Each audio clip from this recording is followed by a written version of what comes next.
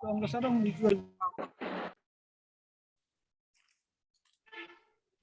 Pak. Selamat sore semua, selamat sore. Pak. Bagaimana kabar? Sore Pak. Bapak baik kan? Baru selesai kami Pak. Ya? Baru selesai kuliah. Ya, ya. Kolegium Pak. Ya, makanya saya tunggu tadi. Makasih Pak. Ya, Kita sampai jam berapa ini Pak? sampai jam 6 lah, kurang karena satu pertemuan kita ini. Kita rencanakan kan? Ya Pak. Karena ada tadi yang mau PJJ ya. Iya pekan Pak kami Pak. Kan ya. Pekan doa, Pak. Jangan terganggu pekan doanya gara-gara kuliah kan. Oke, ada yang minta izin off kameranya. Oke lah, nggak apa-apa. Bisa ikut. Nah, sambil menunggu teman-teman kita yang lain. Jadi kuliah kita Hari Rabu lah ya. Ya, kita Rabu pagi lah ya. Rabu pagi. Pagi Pak. Oke Pak, siap Pak. Ya, jadi karena ini kan masih dua yang kita bahas. Kalau bisa nanti Rabu bisa kita dua, berarti sudah 4. Ya, ya. Hari Senin berikutnya nanti, saya pikir kalian hari Senin berikutnya nggak ada kuliah lagi kan? Ya Pak. Ya, supaya kita bisa mulai cepat. Kalau Senin pagi pun hari Senin nggak apa-apa. Karena itu kan tidak kuliah lagi. Supaya kita bisa menyelesaikan dengan cepat. Kalau lama nanti ya lama juga kita menyelesaikan perkuliahan kita ini. Oke, baiklah, ini sudah ada beberapa. Ini yang minimal penyaji udah masuk semua di sini. Saudara siapa ini? RD belum Pak. Rikido ya Pak. Pak RD belum Pak. RD belum. Oke, tunggulah Pak Pak RD. RT belum Pak. Ya, kita tunggulah Pak RD. Kasihan nanti. Ya, ini sambil bincang-bincang. Nanti kan ujian akhir semesternya ialah membahas satu topik dari teologi kontemporer. Bisa yang kita bahas ini diperdalam, boleh. Yang kita bahas ini diperdalam, lalu nanti diberikanlah refleksi teologis atau apa yang menjadi komentar kita terhadap teologi kontemporer ini. Itu nanti yang menjadi masukan kita secara analisis kritis teologis. Atau kita cari judul lain yang memang dia bagian dari teologi kontemporer. Boleh. Baru makalahnya 15-20 halaman. Quarto A4 Times New Roman, spasi 1,5. Nanti kita kumpul pada saat ujian akhir semester. Di situ nanti kita, kalau sudah selesai nanti topik kita dalam kelompok-kelompok ini, lalu kita sudah bisa ujian akhir semester. Nah itu. Jadi saya pikir nanti bolehlah. Bisa saja nanti kita membahas 2 orang atau 3 orang membahas tema yang sama, tentu akan berbeda dalam kajian refleksi teologisnya, analisis kritisnya terhadap isu itu. Bisa saja. Tentu kan akan berbeda cara pandang kita nanti, persepsi kita terhadap topik yang kita bahas. Nah, contoh misalnya nanti kalau kita tertarik soal teologi estetika, contoh. Tentu kan cara pandang kita melihat teologi estetika itu berbeda-beda. Nah, di situ nanti akan membedakan kita. Tapi kalau bisa jangan sama supaya lebih kaya ya. Lebih kaya. Kalau boleh ada yang baru yang kita kaji dari teologi estetika apa teologi kontemporer. Nah, jadi itu lebih baik. Tapi kalaupun nanti misalnya sulit mencari judul atau tema, ya boleh dari apa yang kita bahas dikembangkan di analisis kritis teologisnya boleh. Nah, misalnya ada ini yang tidak kita bahas di apa ini di perbincangan kita, misalnya teologi Asia, itu kan tidak kita bahas teologi Asia. Baru teologi apa namanya ini pastoral di ruang publik, ini juga tidak kita bahas. Atau teologi trauma kita bahas ya, teologi apa namanya ini teologi proses, nah itu tidak kita bahas. Jadi boleh dikaji. teologi prasasti ya sudah kita bahas kemarin. Atau banyak lagi teologi-teologi lain yang berkaitan dengan teologi kontemporer ini. Boleh dibahas. Nah itu ya, supaya nanti kita memperkaya diri kita di semua ini. Pasca sarjana ini kan kita memperkaya diri kita dengan ilmu teologi. Semakin banyak kita kaji, semakin banyak kita dapat ilmu. Itu apa intinya. Oke, ini si RD sudah gabung dengan kita. Saya pikir semua Iya, Pak. sudah gabung. Kita mulai saja ya. Baik, sebelum kita mulai kita berdoa. Terima kasih Bapak. Sore ini kami akan membahas teologi kontemporer. Tuhan berkati penyaji dalam bagian kelompok 2 ini, sehingga mereka boleh menyajikan teologi spiritualitas dan mistikal. Sehingga kami menambah wawasan untuk semakin mengkaji teologi kontemporer lebih dalam lagi. Berkati para penyaji, sehingga mereka dapat menyampaikan ide-ide yang kreatif dalam pemahaman yang baru ini. Terpuji Engkau Bapa demi Kristus Yesus. Amin. Baik, kami beri kesempatan kepada kelompok untuk menyajikan pokok-pokok pikiran apa itu teologi spiritualitas dan mistikal. Silakan. Sudah bisa share screen ya?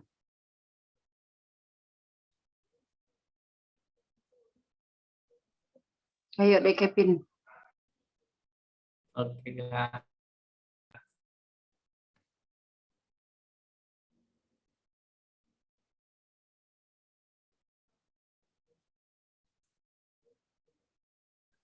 Oke, hari ini kita akan membahas tentang teologi spiritualitas dan mistikal. Pendahuluan, sebagai sebuah cabang ilmu, teologi spiritual masih terasa asing di kalangan umum. Sebagai sebuah cabang ilmu teologi spiritual mempunyai objek khas, yakni berupa refleksi sistematis atas pengalaman relasi dinamik manusia dengan Allah menuju kesatuan relasi yang disebut kesucian atau kesempurnaan manusia dalam kasih. Melalui teologi spiritualitas ini, pengenalan ini harus diikuti pula oleh usaha mengintegrasikan refleksi teologis dengan pengalaman. Hal ini adalah membantu dalam usaha menghindari sebuah pengalaman yang tidak mempunyai basis teologis yang kuat. Demikian juga dihindari sebuah teologi spiritual yang terlalu jauh dari pengalaman rohani. Pembahasan teologi spiritualitas menurut Alkitab. Spiritualitas Kristen merupakan perjumpaan yang menghidupkan dengan Yesus Kristus dengan roh dan roh. Piet Go menyatakan bahwa spiritualitas harus dikaitkan dengan roh Allah sebagai hidup di dalam roh. Martha Sujita juga menegaskan bahwa spiritualitas menunjuk kepada bentuk kehidupan rohani yang dilandasi oleh bimbingan Roh Kudus. Dalam ensiklopedia Gereja Katolik 3, Heuken mengatakan bahwa spiritualitas merupakan hidup yang berdasarkan kepada Roh Kudus dan untuk mengintegrasikan segala aspek kehidupan ke dalam cara hidup yang berpegang kepada iman akan Yesus Kristus serta pengalaman iman Kristiani dalam situasi konkret setiap individu. Iman, pengharapan, dan kasih merupakan tanda nyata bahwa setiap orang memiliki spiritualitas di dalam hidupnya. Hal tersebut berdasarkan pada iman kepada Yesus melalui perbuatan dan pengalaman iman dalam kehidupan setiap hari. Teologi mistikal, pengertian mistikal secara umum. Terminologi mistisme berakar pada kata kerja min, menutup mata, mistikos yang artinya rahasia tersembunyi, gelap atau gelap. Mistes, orang yang mencari rahasia-rahasia kenyataan. Sementara menurut KBBI, mistisme atau mistik merupakan subsistem yang ada dalam agama dan sistem religi untuk memenuhi hasrat manusia merasakan dan mengalami emosi bersatu dengan Tuhan. Sementara secara teologis, mistisme dapat dimaknai sebagai kecintaan pada yang absolut, suatu kecintaan yang mampu membawa hati sang mistikus ke hadirat Tuhan sekaligus mampu mengambil jarak dengan segala sesuatu yang tercipta dalam rangkaian ruang dan waktu. Sebagai suatu paham, mistisme meyakini bahwa kebenaran-kebenaran yang tidak dapat dijangkau akal budi dapat diperoleh melalui perenungan dan penyerahan diri. Percaya akan kemungkinan bersatunya manusia dengan Allah secara rohani. Tokoh-tokoh mistikal dalam kekristenan boleh dilanjut abang kakak kami.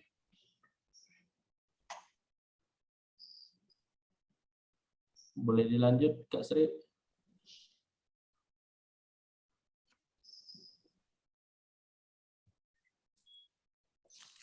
Atau Pak RD. Lanjut aja lah, mungkin terganggu. tokoh. sinyal. Ya, Oh iya, silakan. tokoh-tokoh mistikal dalam kekristenan. Yang pertama itu ada Musa. Musa adalah tokoh mistik, demikianlah pendapat Gregorius dari Nisa. Menurut Dionysius, Musa mendaki gunung dan masuk kepada misteri Kristus.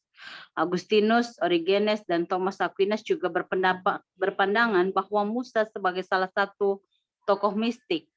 Awan dalam kitab Keluaran menjadi lambang kegelapan yang mengatasi semua gambaran pemikiran yang tak dapat dimasuki oleh semua pendoa mistik. Demikianlah Musa berjumpa dengan Allah yang menampakkan diri di tengah nyala api keluar dari semak-semak. Tuhan hadir dan dia hadir sangat nyata. Lalu Musa menutupi mukanya karena ia takut memandang Allah. Keluaran 3 ayat 6. Biasanya api itu membinasakan, tetapi api kehadirat Allah tidak membinasakan apa-apa, melainkan api itu memanggil namanya. Musa, Musa, itulah tanda cinta. Cinta istimewa dipanggil dengan cara khusus. Seperti Musa mempunyai nama, demikianlah Allah mempunyai nama. Aku dan aku, atau akulah ada, atau aku akan seperti aku akan ada, atau aku akan menyebabkan ada apa yang kusebabkan ada. Aku ini yang hadir, kata Allah. Kehadiranku sendiri akan membimbangkan engkau dan memberi ketentraman kepadamu. Keluaran 33 ayat 14. Sehingga Tuhan memimpin bangsa itu pada siang hari dengan tiang awan dan pada malam hari dengan tiang api. Keluaran 13 ayat 21. Pusat hidup mistik Musa adalah persahabatannya dengan Allah. Keluaran 33 ayat 11. Kemesraan Tuhan dengan Musa itu sangat nyata sekali, di mana Musa mengeluh kepada Yahweh, berdebat dengannya, memuntahkan segala kekecewaannya, membela bangsanya, berani mengajukan permohonan untuk melihat wajah Tuhan. Yang kedua itu ada tokoh Yesus. Mulai pertengahan abad ke-19, orang-orang kudus Hindu telah berbicara tentang Yesus.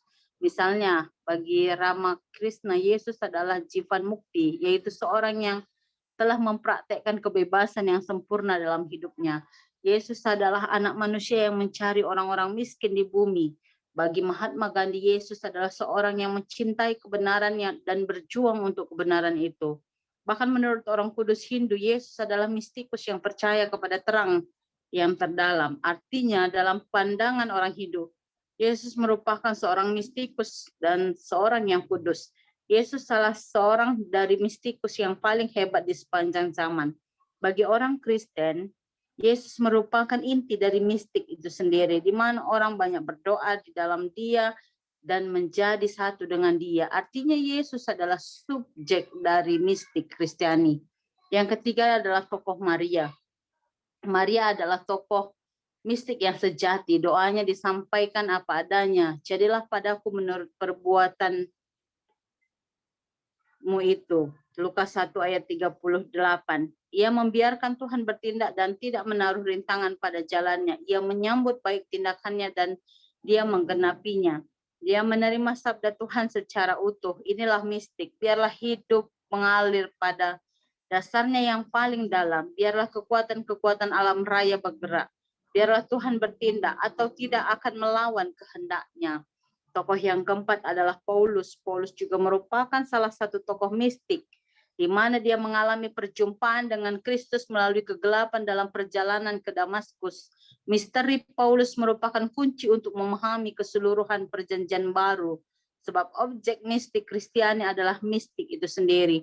Misteri salib adalah inti mistik Paulus. Hikmat itulah yang diajarkan oleh Roh, terutama pengertian paradoksal tentang kematian dan kebangkitan Kristus. Masuk ke dalam misteri Kristus berarti mendekati Bapa. Yang kelima, Meister Eckhart. Eckhart dalam Opus 3 partitumnya adalah mistikus yang rindu akan keselamatan, di mana dia mengakar pada warisan tradisi masa lalu. Dia juga memberi banyak pengaruh pada ide-ide teologi dan filsafat. Dia memiliki sifat yang abstrak, membubung dan memiliki pemikiran yang tajam. Dia memiliki karakter mistik dan skolastik yang diungkapkan dalam cara penafsiran Alkitab. Eckhart memahami dirinya sebagai homo nobilis, di mana dia secara kekal ada di dalam Allah. Baginya Allah merupakan suatu kesadaran personal, tripersonal Allah dalam ajaran gereja. Eckhart berkata, being is God and God gives. Makhluk adalah Tuhan dan Tuhan memberi.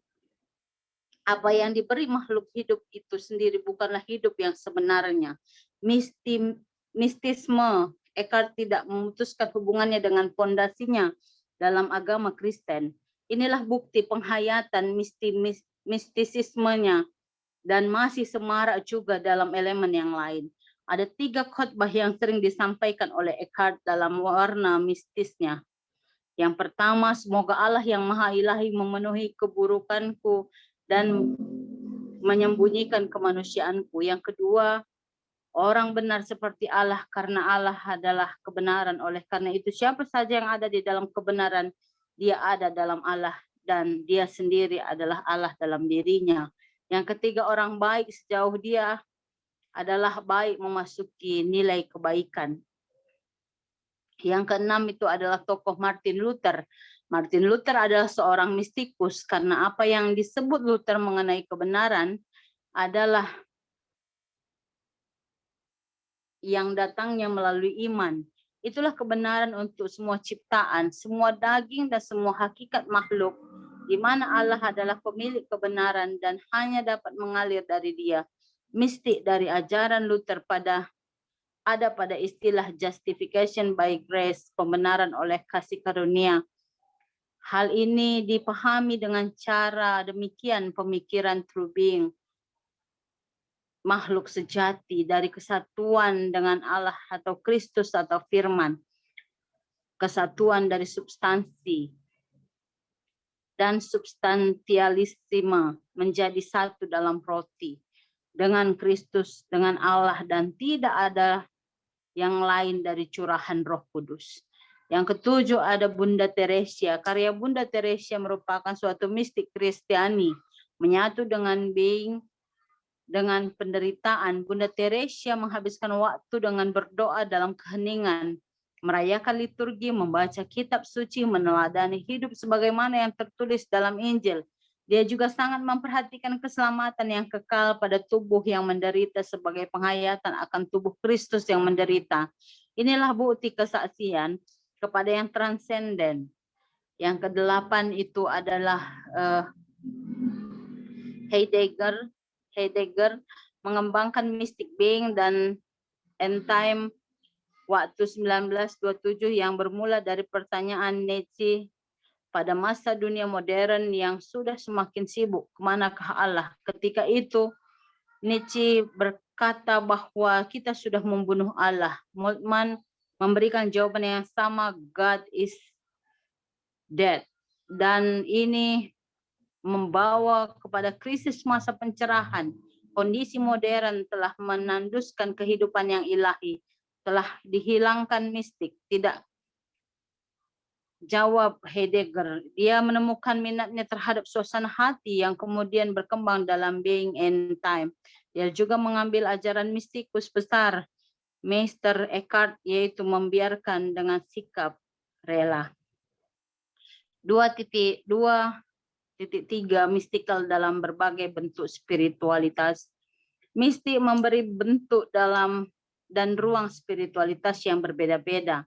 Ada yang menempatkannya di depan altar, sementara ada yang lainnya yang menempatkannya di tempat kotor atau lumpur. Bahkan yang lain menempatkannya di dapur dan di jalanan. Mistik dapat ditemukan dalam beberapa ruang spiritualnya. Itu yang pertama, mistik dalam spiritual yang mencinta.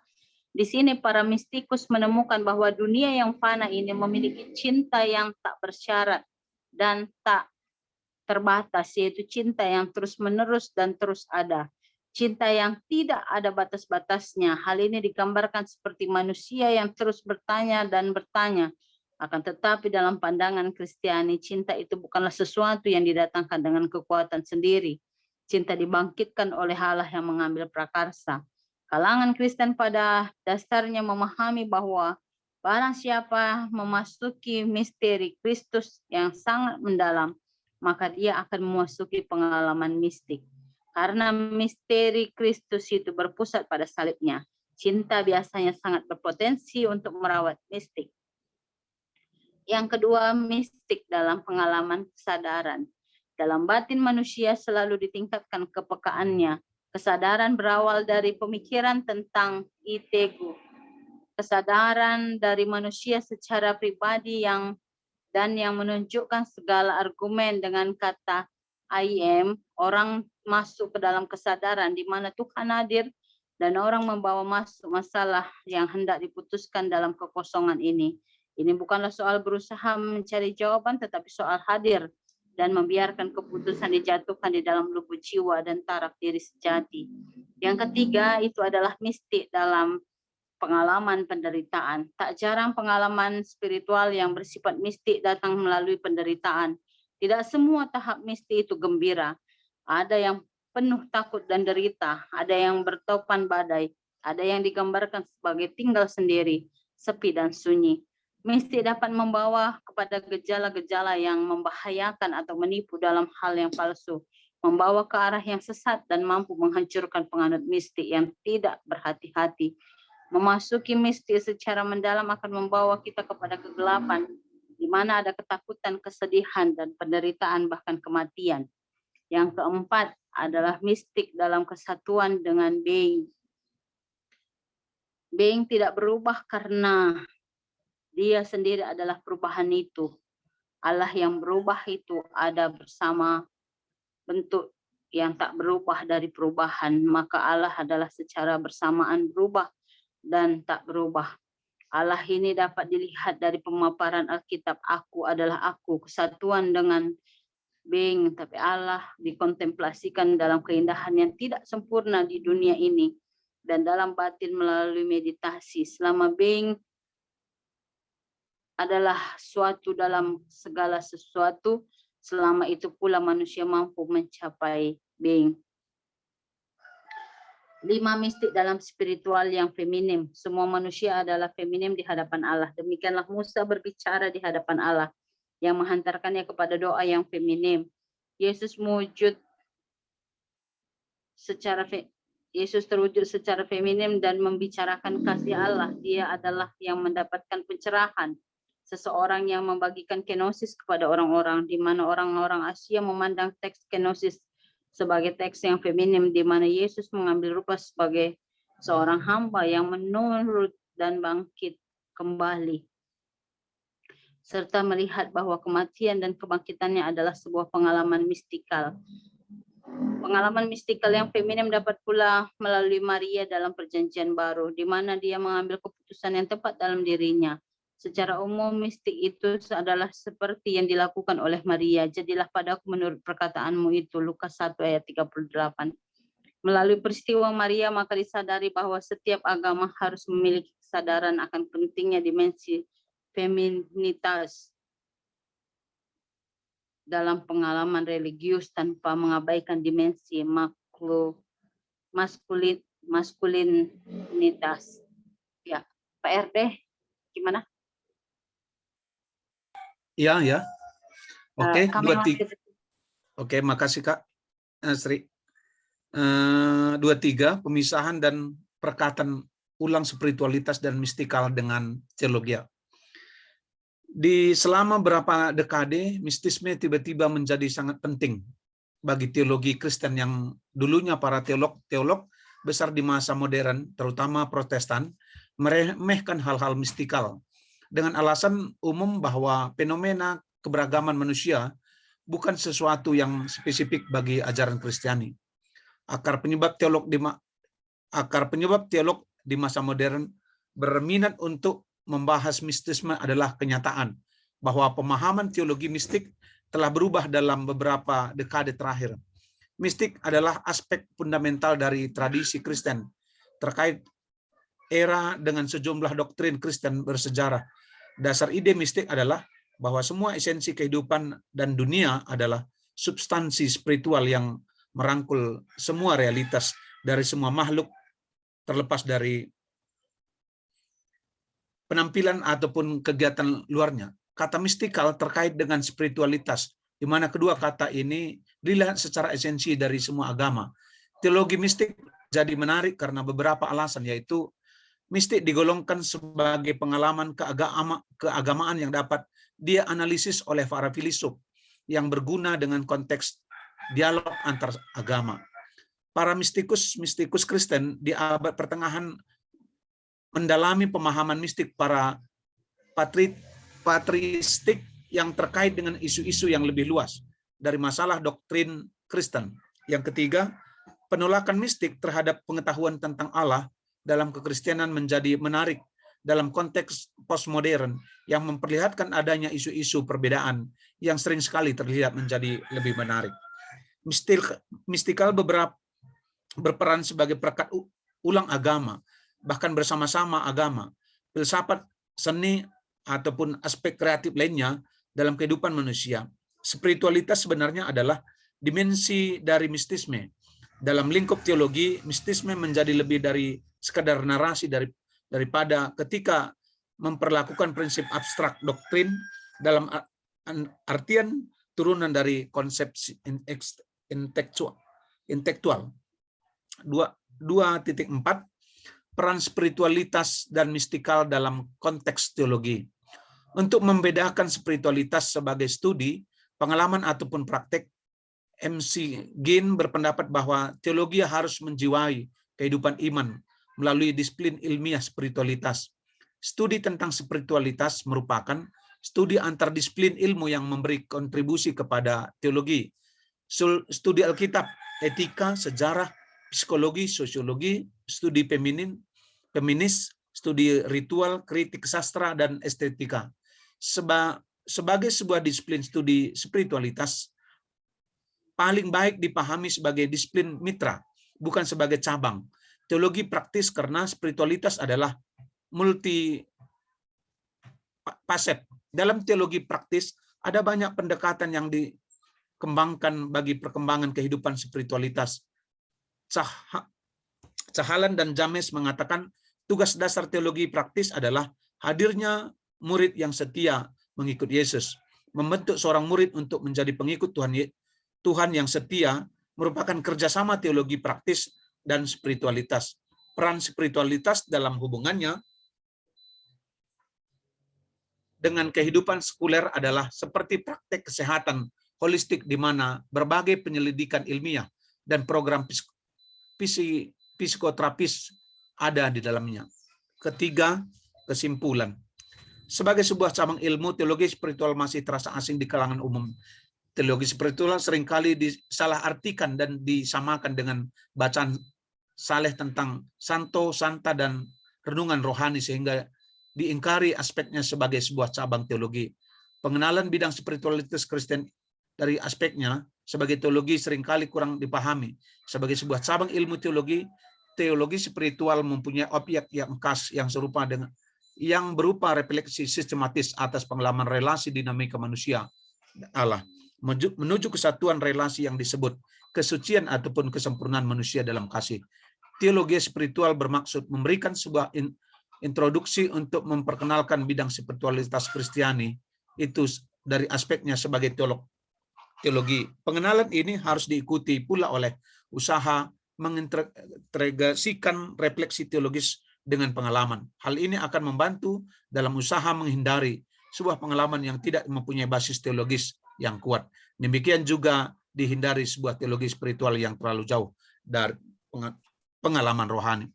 Mungkin daftar isi ada di bawah ya. Jadi mungkin Pak hanya itu yang boleh kami bahas dalam kelompok kami di studi teologi kontemporer Pak. Kami kembalikan kepada Bapak.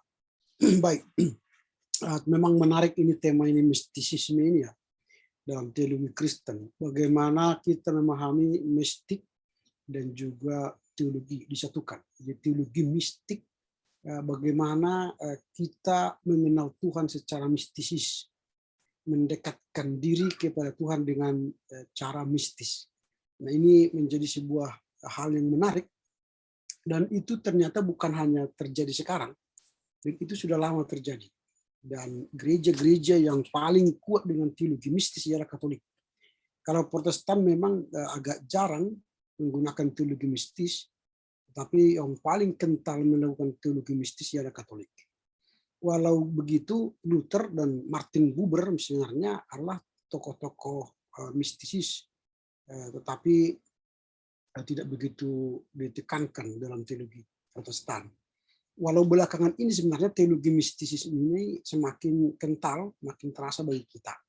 Nah, makanya ini bagian yang sangat menarik dan seksi untuk kita bahas, karena kita juga bertemu dengan praktek-praktek mistisisme atau bagian dari kehidupan sosial yang kita hadapi sekarang.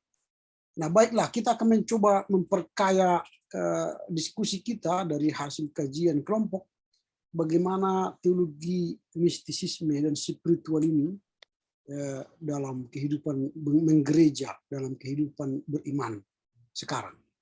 Baik, siapa yang mau mencoba memberikan pemaparan diskusi untuk memperkaya diskusi kita? Silakan, monggo.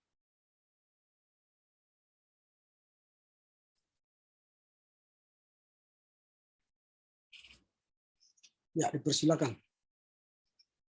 Saya dulu, Pak. Oke, silakan. Ya. Jadi atas apa yang sudah dimasukkan ke dalam sajian kita, memang saya sendiri juga masih jarang sekali mendengar kata teologi mistisisme ini, ya. Tapi kalau kita melihat dari kajian tadi, rupanya memang banyak teolog-teolog yang sudah menganut teologi mistisisme ini, ya, teologi mistis. Ada bahkan Martin Luther, Paulus, dan yang lain-lain. Dan juga sebenarnya teologi ini sudah lama masuk ke dalam kajian teologi akademisi, ya, ada mistik barat, katanya mistik timur. Tetapi di Indonesia, khususnya kita kaum Protestan, ini belum begitu berkembang. Barangkali secara etimologi ini disebabkan karena konotasi yang negatif tentang mistis. Saya sendiri pertama tadi mengatakan, apa pula ini kita belajar tentang mistis? Ini berhubungan dengan sinkretisme begitu. Ya, berhubungan dengan sinkretisme ini pikiran saya. Tapi rupanya kalau kita belajar tentang mistisisme teologi ini, rupanya adalah pengalaman yang sangat mendalam antara kehidupan kita manusia terhadap yang ilahi.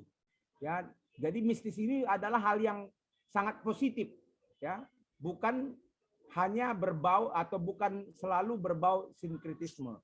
Jadi kira-kira kita yang notabene adalah orang yang beraliran Protestan,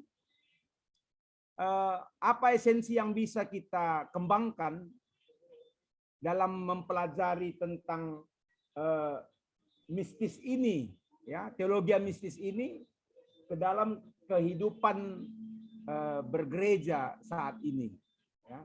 Jadi ini adalah tantangan yang besar bagi kita, karena bagi saya sendiri kalau saya katakan ini mistik teologi, barangkali sintua-sintua saya akan bertanya, ada apa ini? Apa ini pendeta ini sudah lari nih? Sudah lari nih katanya. Rupanya ini tidak begitu lari begitu. Jadi memang itulah kenyataan yang kita hadapi. Kalau Gerrit Singgih mengatakan bahwa bukunya dalam berteologi dalam konteks, rupanya teologi mistis ini adalah bagian dari teologi kontekstual, ya. Suatu hal teologi yang berada di atas dan dalam hal mistis ini adalah mendarat di bumi begitu. Itu dimaksud di dalam teologi kontekstual. Sehingga bagaimana, ini tadi pertanyaan saya, bagaimana kita mendaratkan yang yang mengawang tadi menjadi yang membumi dalam hal kita mempelajari teologi mistik ini. Itu saja yang bisa saya tanyakan. Terima kasih atas waktunya. Baik, menarik nih pertanyaan Januar Ginting ini. Bagaimana membumikan yang mensorga ya? Dan dibutuhkan mistis, membumikan yang tak kelihatan, yang ilahi ini. Jadi itulah teologi kontekstual menurut Gereja Singgi. Nah, silakan kelompok. Ini memang sulit membumikan yang di awang-awang ini. Butuh mistis membumikannya. Ya, silakan. Ayo Bang Erikson pertama Bang.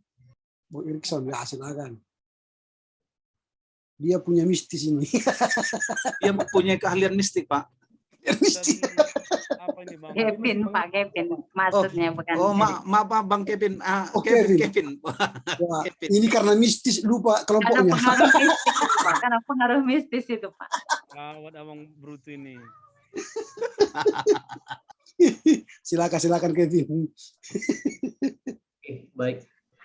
Memang berat juga pertanyaannya, bagaimana membumikan kan gitu. Karena ini sesuatu, apalagi kita di Timur ini kan berbicara tentang mistis atau mistik, konotasi ataupun pemahaman kita sudah langsung yang negatif. Sementara kan dalam pemaparan di sini, menurut paham saya, mistikal ini memang berkaitan tentang spiritualitas, artinya pengalaman rohani seseorang kan gitu. Maka dari itu kalau menurut saya bagaimana membumikan ini, yang mistik ini ya tentu harus mengalami dulu pengalaman rohaninya, harus ada dulu pengalaman spiritualitasnya, baru bisa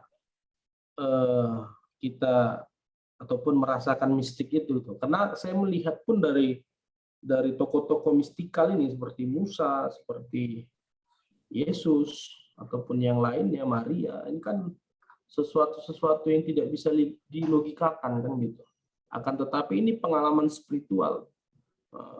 Jadi memang saya bilang memang berat juga nanti bagaimana membumikan ini, tapi nanti mungkin bisa ditambahkan Pak RD kan gitu. Lalu apa esensi yang bisa dikembangkan dalam teologi ini? Kalau esensi menurut saya yang bisa dikembangkan dalam teologi mistis ini, seperti yang saya jelaskan tadi, sebenarnya di sini kan mau dilihat bagaimananya spiritualitas kita, ataupun bagaimana pengalaman rohani kita. Karena pun menurut saya pun kita berdoa pun itu pun mistis juga kan gitu. Menurut saya lah, kita berdoa ataupun bermeditasi lah untuk sekarang kan gitu. Saya anggap itu ya seperti mistis juga gitu. Tapi kan bukan mengarah ke yang konotasi yang dipahami orang Timur, bahwasanya bilang mistis, manggil roh-roh, leluhur segala macam, bukan begitu. Mungkin itu yang bisa saya jawab, bisa ditambahkan kakak abang kami.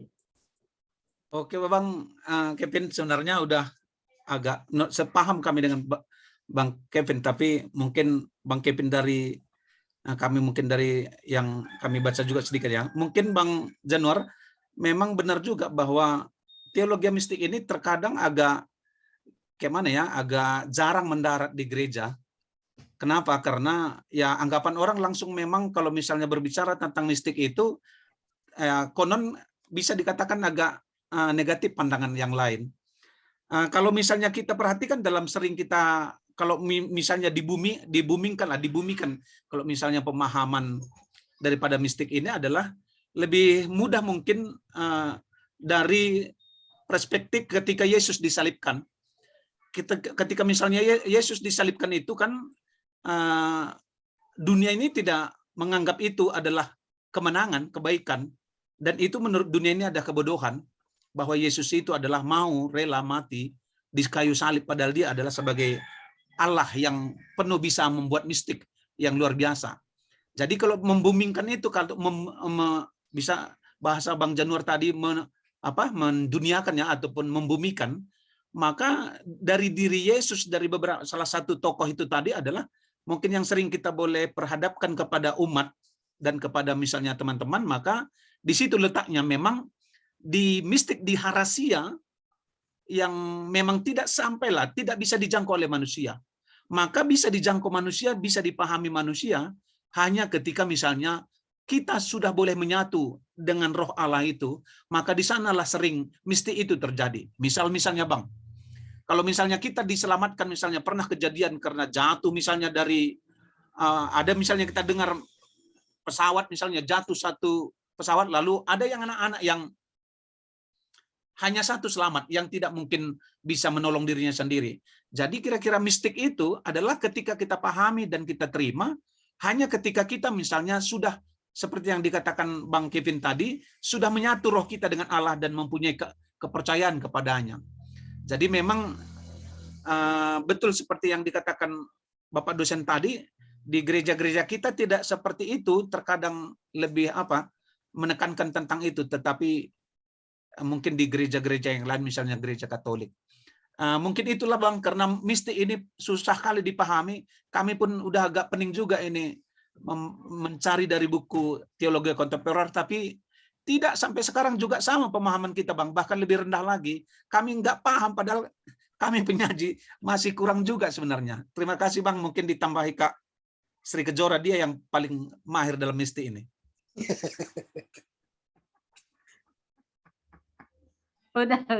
Sudahlah Pak RD, kamu bilang kayak gitu jadi nggak tahan aku Pak RD. Enggak apa Kak, lihat dari wajahnya juga kelihatan Kak. Dikit Bang. Kalau memang menurut saya kan gini juga memang. Iya. Seperti Pak RD sampaikan tadi kan. Memang harus menyatu dulu. Memang kalau dibilang membumikan ini nggak segampang kita menyajikan paper ini kan gitu. Apalagi kita yang gitu ya. Apalagi kita yang gereja kesukuan ini. Pola pikir, adat istiadat kita kan sudah sangat melekat. Artinya kalau kita bagaimanapun kita menjelaskan ini ke tengah-tengah warga jemaat kita, maka dia akan berkonotasi negatif. Makanya memang harus orang itu dulu yang mengalami spiritualitas itu, mengalami penyatuan dengan roh Allah. Jadi baru dialah yang bisa memberitakan. Kalau kita kurasa, atau juga nanti Bapak Dosen bisa nambahkan bagaimana caranya. Kalau kita kurasa nggak akan bisa membumikan ini kan gitu. Karena bisa pun mereka terima dalam pikiran mereka yang omong kosong ini kan gitu. Bicara tentang mistik ini. Mungkin itu menurut saya tambahan. Ya, tambahkan Kak. Mungkin bolehlah ditambahkan juga ya. Karena sebenarnya apa yang dibilang Saudara Kevin juga sudah jelas. Dari pertanyaan Abang tadi mungkin kita perjelas lagi kira-kira apa ya bagi kita yang beraliran Protestan, apa yang bisa kita kembangkan dalam kehidupan bergereja gitu ya Bang ya. Dari pengertian teologi mistik ini juga kita mengetahui bahwa teologi mistik ini memfokuskan diri pada penyatuan diri antara manusia dengan Allah sendiri gitu. Jadi kita harus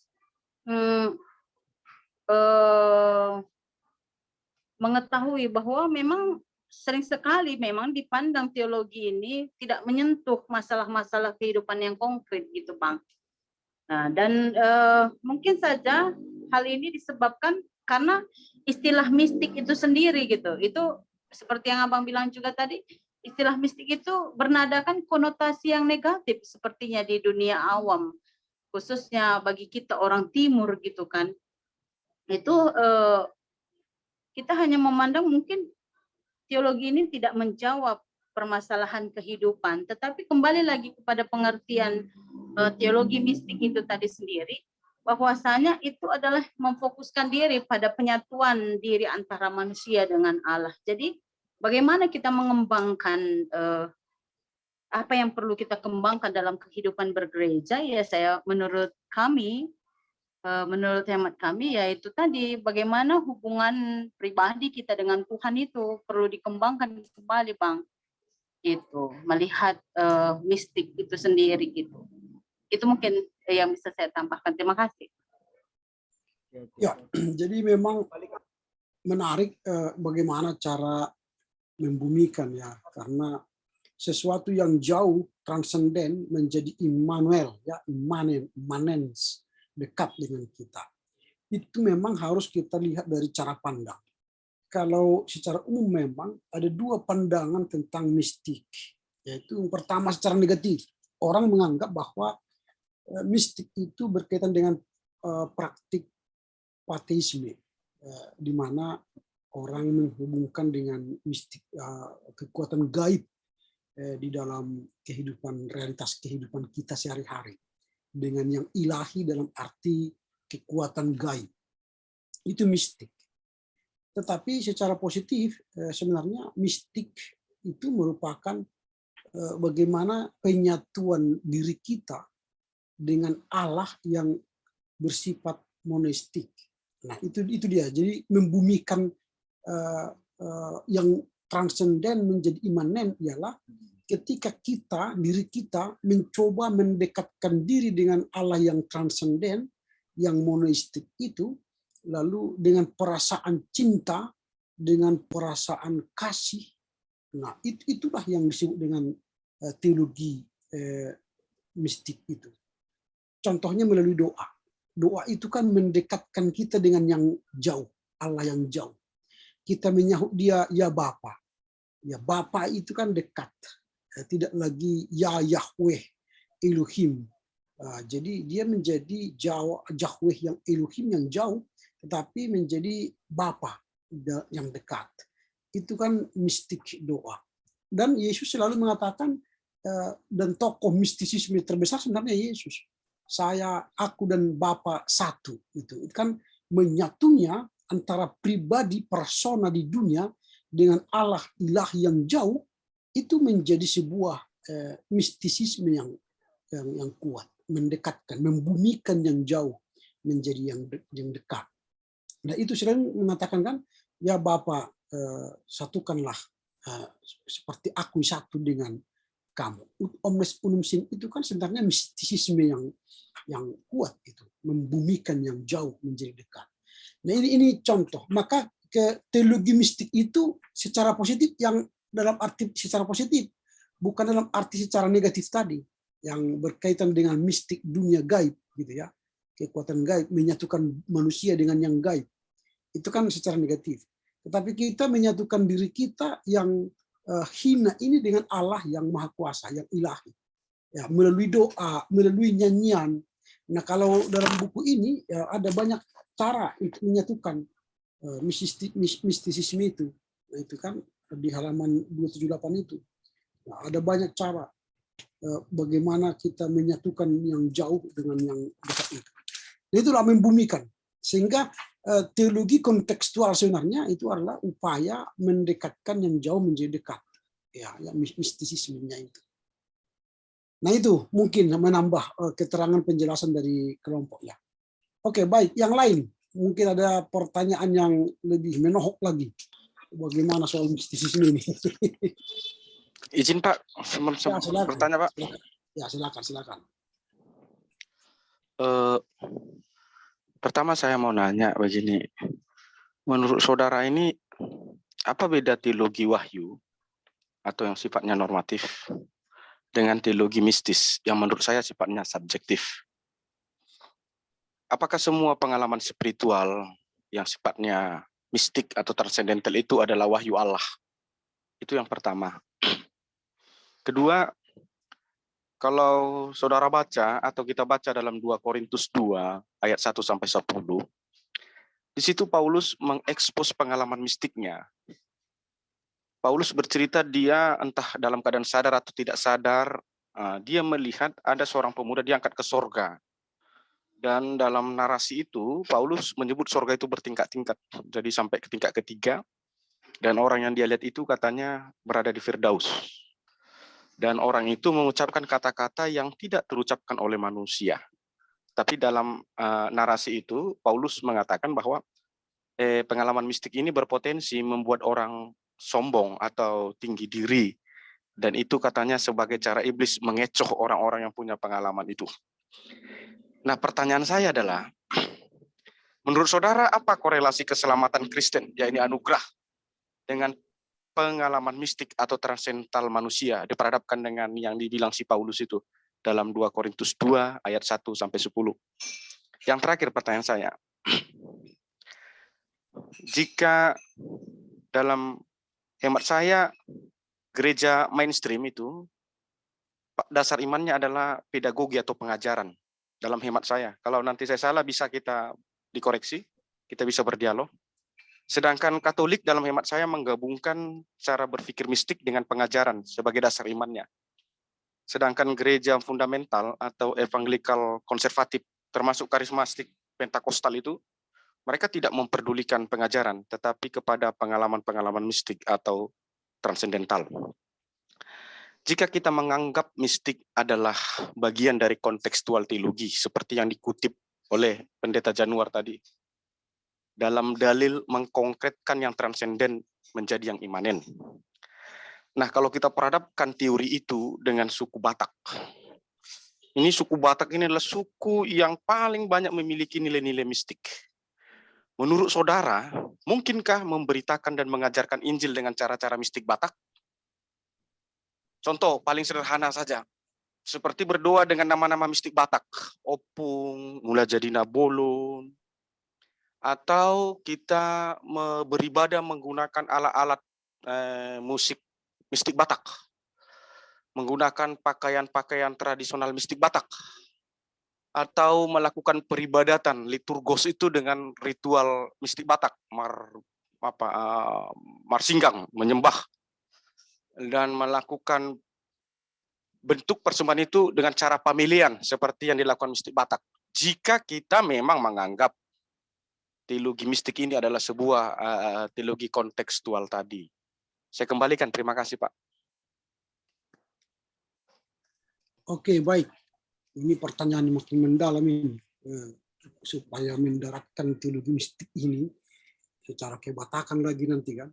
Ya, bagus. Supaya kita nanti melihat bagaimana konteks kita dipertemukan dengan teologi mistik. Ya, silakan kelompok. Supaya lebih apakah teologi wahyu itu sama dengan teologi mistik? Silakan.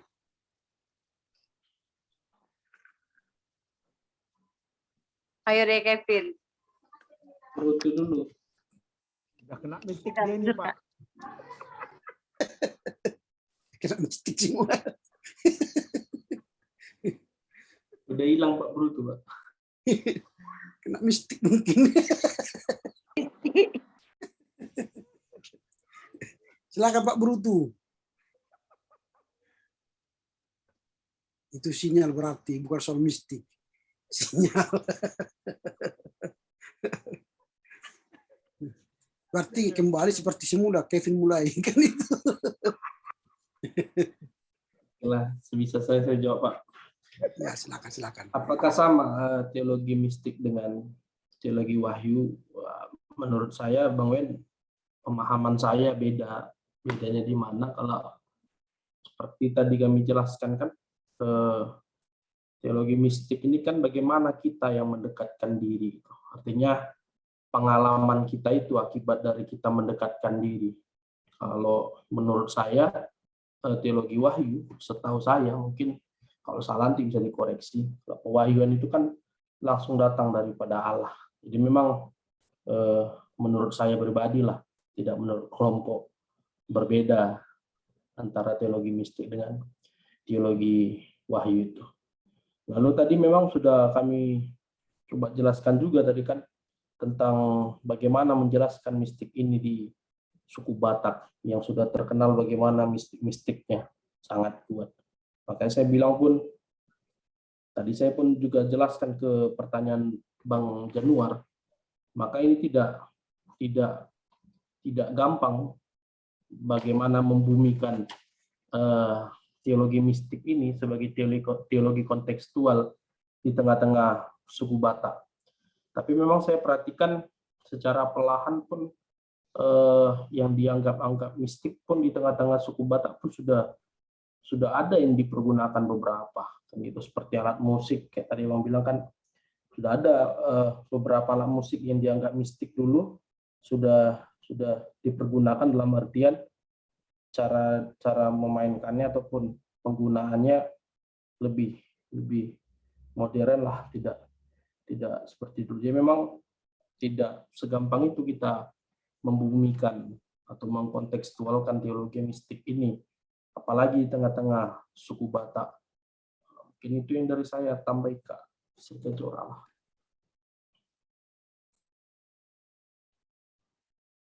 Iya, mungkin saya juga apa beda teologi wahyu yang normatif dan mistik yang subjektif menurut pemahaman penyaji gitu ya. Saya juga mungkin ini menjelaskan untuk yang ini saya kurang dapat gitu, tapi diperbandingkan dengan 2 Korintus 2 ayat 1 sampai 10 tadi, mistik sebagai jalan kehidupan gitu ya Bang ya. Kita Jalan keselamatan. jalan Maksudnya keselamatan maksudnya. bagaimana korelasi keselamatan Kristen yang kita klaim anugerah dengan pengalaman mistik manusia? Di mana korelasinya? Berangkat dari 2 Korintus 2 1 sampai 10 pengalaman mistik Paulus itu. Begitu, Iya. saya kembalikan. Korelasinya, hubungannya gitu ya Bang ya. Jadi kalau kita lihat juga kalau 2 Korintus 12 itu kan kita tahu itu adalah pengalaman mistik Paulus ya, yang di mana ketika Paulus mengalami pengalaman mistik itu dan korelasinya maksudnya aduh kok jadi bingung aku Bang. Sorry ini karena mistik ini. Coba Bang sekali lagi tolong Bang.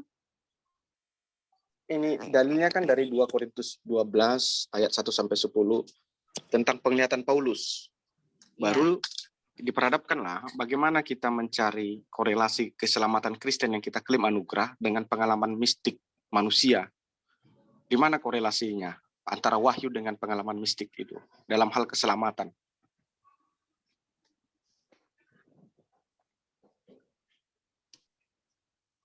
Mungkin Pak RD lah dulu. Oke, makasih ya Kak. Ya mungkin saya mencoba menjawab juga Bang. Pertama, teologi wahyu dengan mistik apakah sama? Jadi menurut saya bahwa kalau misalnya wahyu itu adalah ya itu Allah yang berinisiatif, yang membumi ke manusia melalui misalnya keselamatan diperadakan melalui Yesus. Tapi kalau misalnya mistik itu adalah itu sudah menurut kami sudah ya pasti sama-sama antara manusia juga mempunyai niat, kemauan, lalu wahyu itu ataupun mistik itu akan berjumpa bersatu di dalam roh. Jadi kalau wahyu misalnya itu adalah datangnya dari atas, tapi kalau misalnya mistik ini kalau diperhadap kepada kita tentang itu, maka sama-sama berjumpa, sama-sama mempunyai kemauan. Itu misalnya dulu pemahaman saya tentang kalau misalnya pertanyaan Abang tadi tentang wahyu. Coba saya mengkonkretkan Bang. Berarti kalau wahyu Tuhan yang menjumpai, kalau mistik manusia yang menjumpai Tuhan, gitu Bang maksudnya? Sama-sama menjumpai, kira-kira gitu Bang. Oh, sama-sama mempunyai kemauan untuk mencari bersatu, kira-kira Bang. Gitu Bang. Maksudku kan kalau wahyu kan aktornya kan itu inisiatif Allah mutlak. Iya. Jadi kalau di mistik itu Allah dan manusia sama-sama punya inisiatif jumpa di tengah, kira-kira gitu. Iya, kira-kira pemahaman saya begitu Bang. Iya. Saya hanya mengkonkretkan biar bisa mencerna pemahaman Abang. Iya Bang. Baru kedua, korelasi tadi saya dengar korelasi keselamatan dengan mistik ya. Iya Bang. Korelasi keselamatan dengan mistik itu ya keselamatan itu memang kalau keselamatan itu menurut Paulus juga ada pasti anugerah. Jadi korelasinya bagaimana? Artinya korelasinya adalah keselamatan mistik itu adalah berbentuk pencarian Bang, berusaha ataupun mencoba, mengingini. Tapi kalau misalnya keselamatan itu otomatis adalah semata-mata karena diberikan dengan bisa dikatakan cuma-cuma lah. Jadi kalau misalnya korelasinya perbedaannya adalah misalnya kalau misalnya keselamatan itu kayak mana ya? Jadi Maksudnya kan gini Bang, kalau keselamatan anugerah berarti keselamatan itu sudah ada. Ngapain lagi kita cari yang sudah ada? Kalau kita katakan bahwa pengalaman mistik itu adalah cara kita mencari. Yang kita cari kan yang tidak ada. Makanya aku bilang di mana korelasinya? Bagaimana mungkin saya menghayati, memaknai yang sudah ada, yaitu anugerah, dengan pengalaman mistik saya? Di mana saya harus mengkorelasikannya, menemukan hubungannya? Itunya maksudnya Bang. oke ya, kalau misalnya hubungannya korelasi mistik dengan keselamatan, kalau keselamatan itu sudah apa ya, bisa dikatakan kayak mana ya membahasakannya ya, keselamatan itu sudah datangnya dari apa, dari inisiatif Allah sendiri. Tapi kalau misalnya mistik itu adalah bersama-sama mencari, menjumpai untuk mendapatkan keselamatan itu. Itu yang mungkin saya pahami Bang tentang yang saya tanyakan Abang tadi.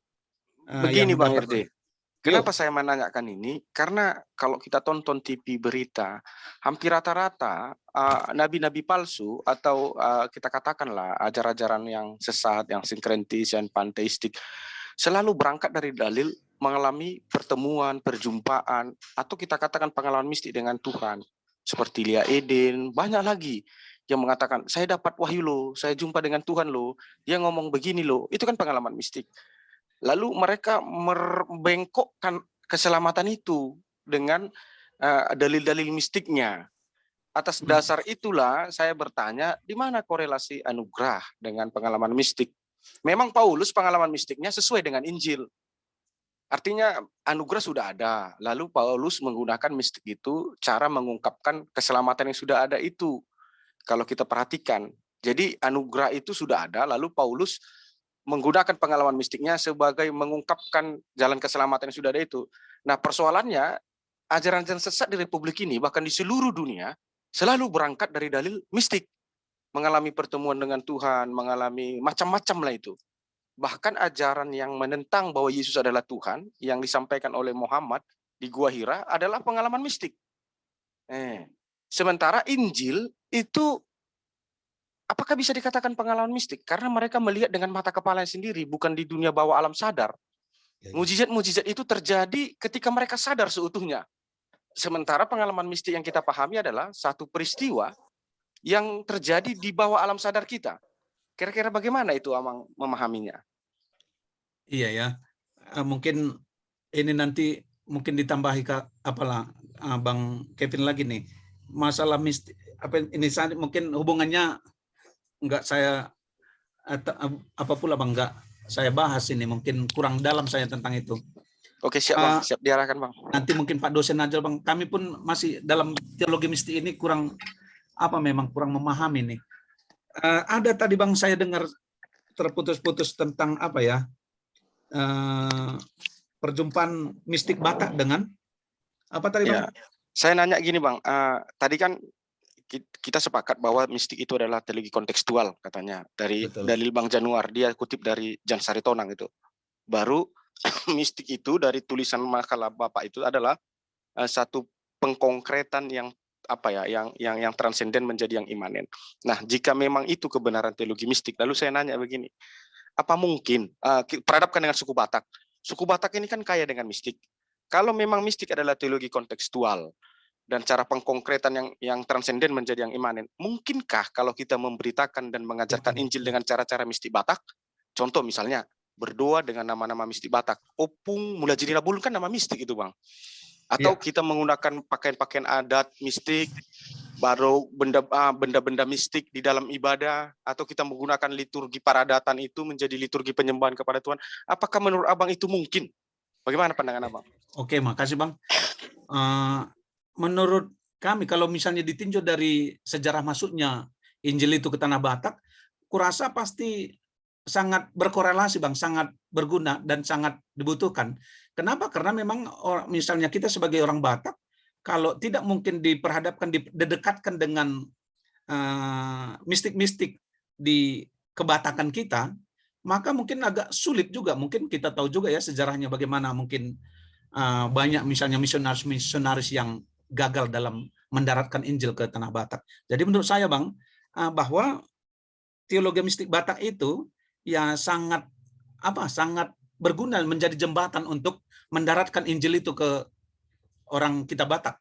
Jadi pemahaman saya pasti bahwa mistik Batak itu sangat cocok dalam tanda kutip dipakai menjembatani supaya Injil itu ataupun keselamatan itu boleh mendarat di tanah Batak. Jadi kalau misalnya kita lihat ya sampai sekarang seperti dikatakan oleh Bang Kevin tadi bahwa masih ada juga peninggalan-peninggalan sebutan-sebutan mistik itu terjadi di kekristenan kita, misalnya dalam doa, misalnya dalam adat, misalnya masih dilestarikan itu. Kalaupun nanti mungkin ketika misalnya kekristenan kita di daerah Batak ini sudah menjadi bisa dikatakan semakin termurnikan lah dalam tanda kutip dalam sebut-sebutan itu. Dan mungkin dalam Alkitab juga masih ada juga tentang misalnya mistik-mistik orang Yahudi yang tidak boleh ditinggalkan sampai sekarang dalam sebutan-sebutannya di Alkitab kita, misalnya kata-kata yang ada yang belum diterjemahkan ke bahasa-bahasa masing-masing. Mungkin itu yang boleh saya jelaskan Bang. Artinya izin berpendapat sebentar Bang. Berarti menurut Abang relevan. Misalnya contoh nih. Ya relevan. Misalnya dalam orang Batak itu kan Allah itu kan Almighty, yang paling tinggi. Betul. Jadi sebutan yang cocok kan sama orang Batak itu kan Opung, Mula Jadi Nabulun. Itu untuk menyatakan satu pribadi yang paling tinggi. Relevan nggak menurut Abang kalau misalnya seorang ulama atau seorang pendeta berkata, mari kita berdoa. Opung Mula Jadi Nabulun, pencipta langit dan bumi. Relevan nggak seperti itu?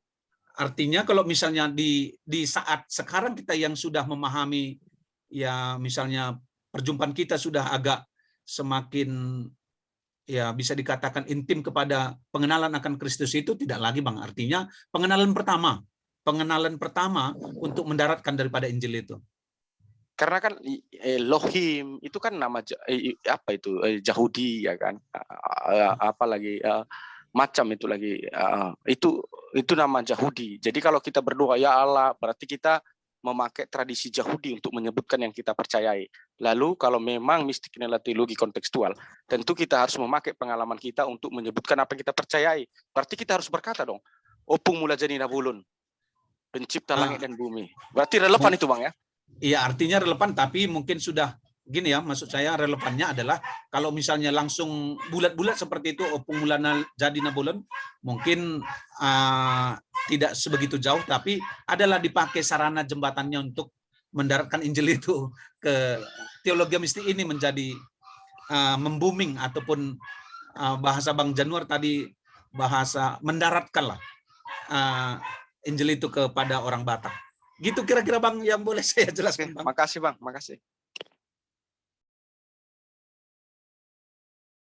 Kembali kepada Bang Kevin lah Bang, ada gangguan dikit nih Bang.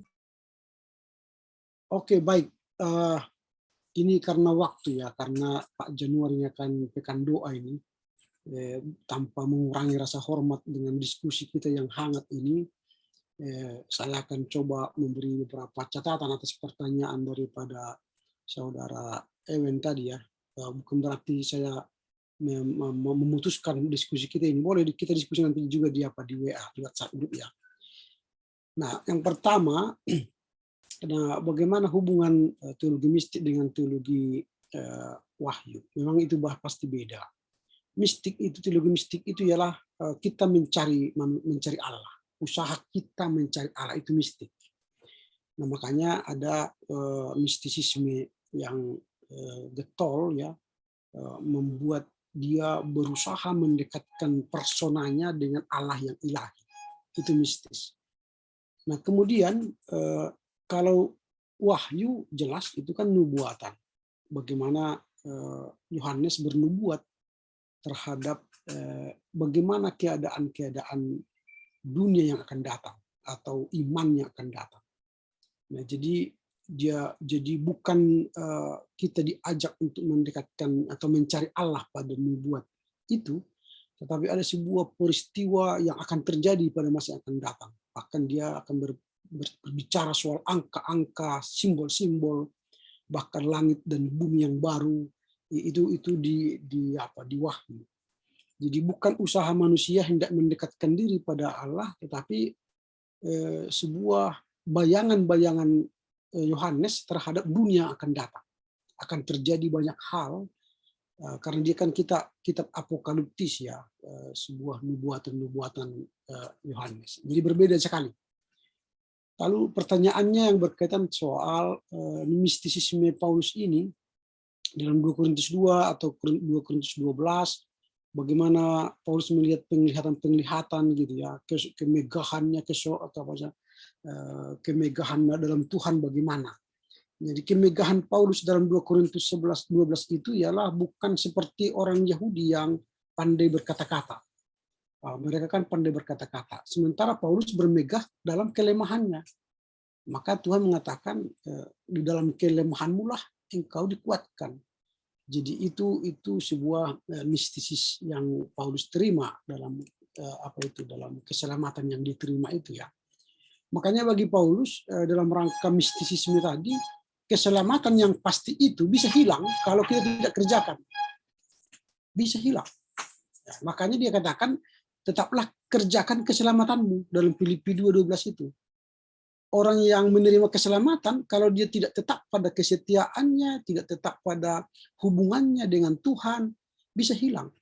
Misalnya saya terdaftar di SMA, tapi saya tidak setia masuk setiap hari di SMA dan tidak mau setia belajar, apakah mungkin saya tamat atau dapat ijazah? Tidak.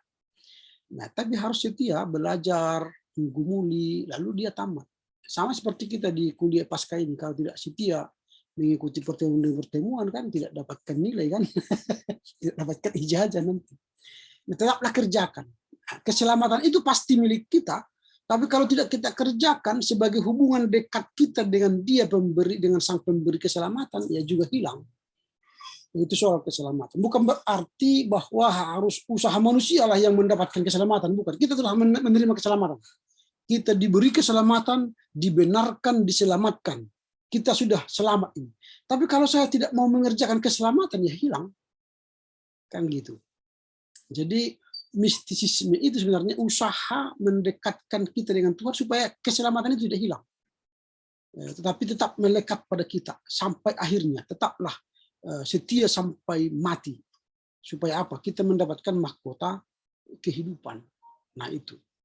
Lalu kemudian mistisisme, teologi mistisisme dikaitkan dengan tradisi-tradisi mistis lokal, termasuk Batak. Gitu.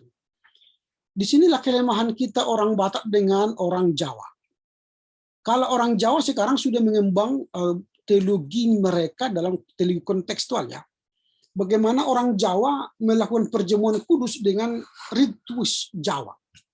Ketika nanti kalau kalian lihat nanti orang-orang Jawa atau GKJ ya, Gereja Kristen Jawa melaksanakan perjamuan kudus, pendetanya pakai belangkon, pakai pakaian adat. Lalu semua ornamen-ornamen yang dipakai musik gamelan. Ketika pendeta mengatakan, lalu Tuhan mengambil roti, tatkala dia malam itu kan dipecah, lalu dipecah-pecah. Kita sendiri yang mendengar, saya sudah mengikuti ya, berdiri juga bulu roma kita, kayak kita merasa terhubung dengan yang ilahi, dengan ritus itu. Lalu dia ambil lagi cawan, dia membuat kata-kata, lalu musik gamelan berbunyi, kita kayak apa? Kayak bertemu dengan sang ilahi, dengan keadaan budaya lokal kita. Nah, lalu mereka memberi roti dan anggur kepada kita. Kita pun merasa seperti dalam rumah kita merayakan perjamuan dengan Tuhan yang ilahi. Itu. Coba misalnya dalam tradisi Batak, ketika kita mengangkat roti, lalu Tuhan memecah-mecah roti, boleh pakai garatung atau nah mungkin akan ada rasa lain ya, rasa lain yang kita rasa. Tapi kita kan belum sampai pada teologi itu. Karena budaya itu masih terpisah dari kita. Kita masih menganggap budaya Eropa lah yang bisa mendekatkan kita dengan Tuhan. Mistisisme Eropa yang kita pakai dalam rangka mencari Tuhan yang ilahi. Kan? Belum kita gunakan budaya kita mencari Tuhan yang ilahi itu. Ini menarik sebenarnya kita lakukan. Bahkan lagu-lagu kita kan masih lagu-lagu Eropa. Makanya tadi kalau di buku ini sangat menarik tadi dikatakan dalam pengantarnya kan dikatakan begini. East is east and west is west and never the twin shall meet. Timur adalah timur, barat adalah barat dan kedua-duanya tidak mungkin bertemu. Itu kata pengantar dalam teologi mistis ini. Tetapi akhirnya mereka mengatakan timur dan barat pun bisa bersatu dalam mistis. Karena orang barat pun punya mistis. Ya, mistis teologi tadi. Bagaimana mereka bertemu dengan Tuhan yang ilahi. Nah, maka mereka merubah katanya. Bukan lagi east is east, west is west. Nah, dia jadi ganti kalimatnya dengan east is west and west is east. Timur adalah barat dan barat adalah timur. Wah, ini dalam teologi mistis. Jadi bertemu dia. Nah, ini menarik ini. Bagaimana teologi Eropa yang kita pahami sekarang, kita coba ganti dengan teologi timur, mendekatkan diri kita dengan Allah. Maka kadang-kadang ketika kita berdoa pun nggak nyambung, karena tidak ada sarana kita menyambungkan diri kita dengan Tuhan yang ilahi itu. Karena yang kita gunakan masih tradisi Eropa. Pakaian kita pun masih pakaian Eropa. Mau ke gereja pakai dasi, pakai jas. Padahal kita di sini panas. Di Eropa dingin, maka pakai jas dia, pakai dasi. Kita di sini panas, pakai dasi, pakai jas lagi. Pakailah pakaian batik. Itu kan tradisi kita. Mendekatkan diri kepada yang ilahi. Itu. Nah, ini sekarang masih dalam proses ongoing kita ini, teologi kontekstual kita. Lalu soal sebutan tadi yang ilahi. Mengapa orang misionaris dulu tidak menggunakan opung mula jenebolon? Dia hanya pakai debata, debata. Karena Tuhan mereka definisikan istilah Tuhan, the Lord, sama dengan debata. Maka dia terjemahkan Bapa Sorgawi, Allah Bapa, debata ama. Sejajar debata ama. Debata ama, Bapa Sorga, tidak sama dengan mula jaina bolon. Maka dia tidak digunakan opung mula jaina bolon. Karena opung mula jaina bolon itu menjadi mistisisme lokal. Tapi debata ama, neibata ama, Bapa, itu kan menjadi sejajar dengan Allah Bapa. Nah, ini kan konsep mereka berteologi kontekstual kala itu.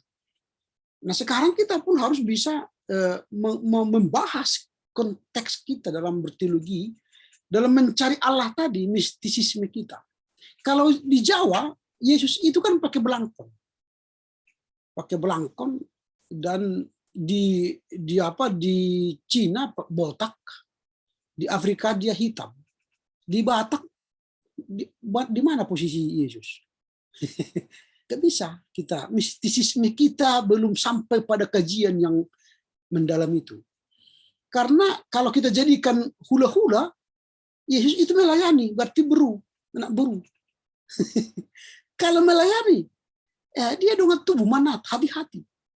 Nah, ini posisinya di mana? Dia orang Batak, hula-hula, boru atau dengan tubuh. Nah, ini persoalannya. Jadi memang kebingungan kita, mistisisme Batak ini meletakkan Yesus pada posisi mana. Kalau Jawa kan langsung mereka tetapkan Arjuna. Yesus itu pada posisi Arjuna, bukan Gatot Kocok. Nah itu, jadi mereka sudah posisikan tepat pada posisi itu. Kita nggak bisa posisikan di mana.